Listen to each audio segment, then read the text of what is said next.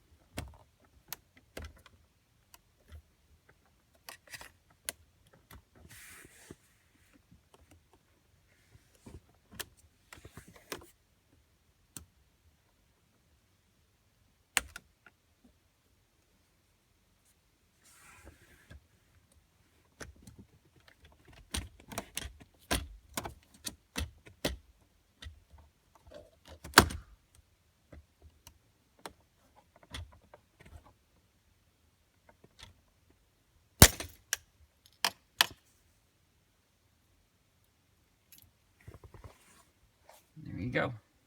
So, what you have here actually is, you see these tiny screws here. So when you purchase a new trim piece cover, ooh, sorry. When you purchase a new trim piece cover, if you purchase a brand new one from BMW, it'll come with this piece, a new one of these parking buttons, and there's actually a plastic cage here. Additionally, you'll get a new one of these face plates. And so essentially what happens is, you can see there are just a bunch of little clips here, and they clip onto these parts right here.